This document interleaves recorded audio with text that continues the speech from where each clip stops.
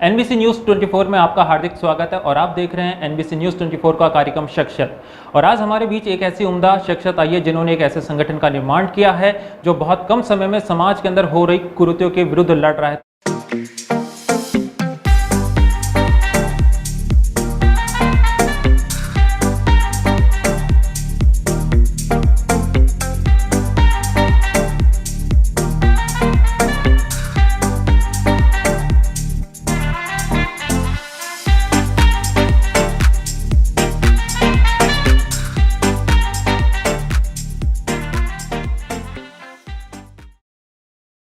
तो चलिए आज हम आपकी मुलाकात कराते हैं भ्रष्टाचार निरोधक एवं अत्याचार निवारण केंद्र संगठन की संस्थापक और राष्ट्रीय अध्यक्ष रेखा सोनी से।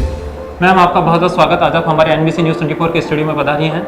मैम इस वक्त हमारा कार्यक्रम जो भी लोग देख रहे हैं मैं चाहूँगा उन्हें आप अपने बारे में बताएं। मेरा नाम रेखा सोनी है, मैं जयपुर से हूँ। जयपुर में मैंने पढ़ाई करी है और मैंने मेरी संस्था बनाई है एंटी करप्शन की सिंघवानी के नाम से। ओके मैम, यानी कि आपका पालन पोषण जयपुर के अंदर है और आपने अपनी एक संगठन बनाया जिसका नाम है भ्रष्टाचार निरोधक एवं अत्याचार निवारण संस्था सिंघवाहिनी, जिसका मेन ऑफिस दिल्ली के अंदर है। हाँ, जयपुर में भी है। मैम ये जो आपने संस्था बनाई इस संस्था का उद्देश्य क्या है?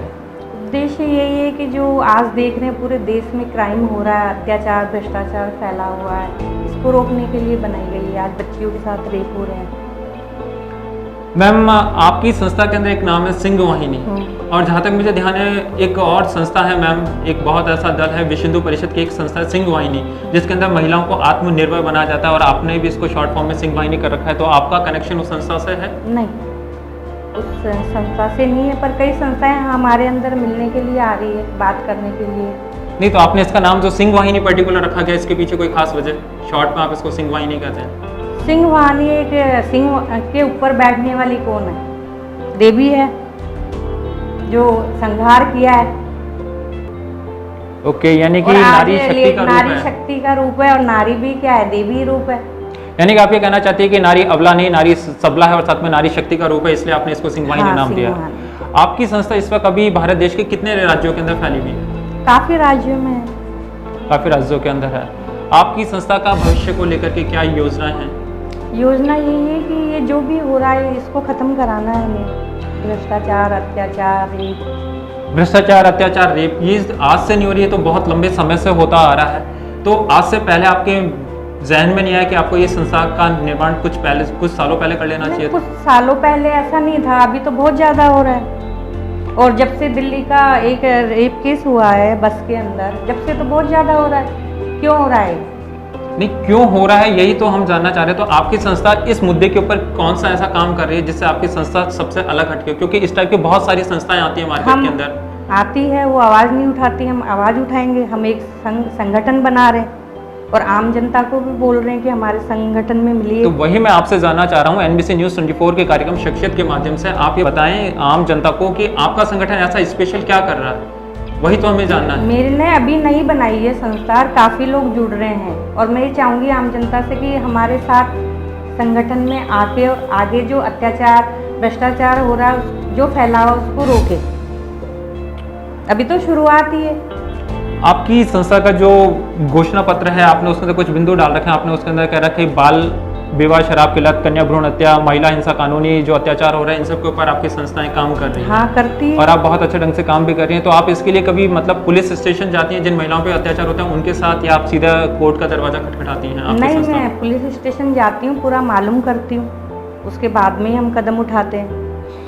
अच्छा, महिलाओं की इज्जत के ऊपर भी ये काम किया जाता है आपकी संस्था के द्वारा कि महिलाओं को मान सम्मान मिलना चाहिए। अभी हाल ही के अंदर समाजवादी पार्टी के बहुत बड़े नेता हैं आजम खान, जिन्होंने एक गरिमामय महिला है जिनका नाम है जयप्रदा, जो कि बॉलीवुड इंडस्ट्री से भी रही है और साथ में लोकसभा सांसद भी रही है, उनके ऊपर एक उन्होंने बहुत अभद्र टिप्पणी की। इसके बारे में आप या आपकी संस्था क्या कहना चाहेंगी?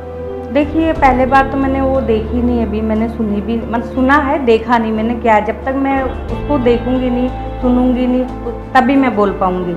अभी हाल ही के अंदर रामनवमी का त्योहार था और उस रामनवमी के त्योहार के ऊपर जब उसकी शोभा यात्रा निकल रही थी तो जोधपुर के अंदर जो कि माननीय मुख्यमंत्री हैं अशोक गहलोत इस वक्त राजस्थान सरकार के, उनके ही गृह क्षेत्र के अंदर एक पर्टिकुलर समुदाय के द्वारा पत्थर फेंके गए, आगजनी की गई। तो इस टाइप के जब भी कोई घटना होती है तो उसके ऊपर आपकी संस्था क्या एक्शन लेती है? तो ये बात तो आप वहाँ पे बात करिए ना एक बार कि ये क्यों हो रहा है, कि मुख्यमंत्री हैं या जो भी है। आप किस तरह सामंजस्य बैठाते हैं? घर की भी जिम्मेदारी है और इतनी बड़ी संस्था के आप राष्ट्रीय अध्यक्ष भी हैं और संस्थापक भी हैं, तो इसके बीच में तालमेल किस तरह बैठाते हैं? आपकी ताजगी और आपकी शक्ति का कोई राज? कोई राज नहीं, एक जुनून है करने का। जुनून है, और कहा जाता है कि सही बात है, अगर किसी इंसान को अपनी मंजिल को पाना है और अगर इंसान के अंदर हौसला और उसके जुनून के अंदर एक ताकत हो तो इंसान अपनी मंजिल को पा लेता है। सबसे ज़्यादा आपको सपोर्ट आपके घर में किससे मिलता है? आपके पति के द्वारा या बच्चों के द्वारा? परिवार है, बच्चे भी हैं।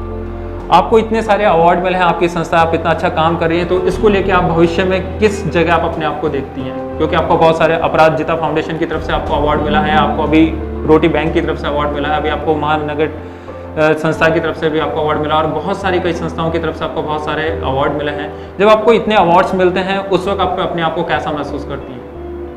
अच्छा महसूस करती हूँ। हर लेडीज़ को मिलना चाहिए जो इस तरीके के कार्य कर रही है।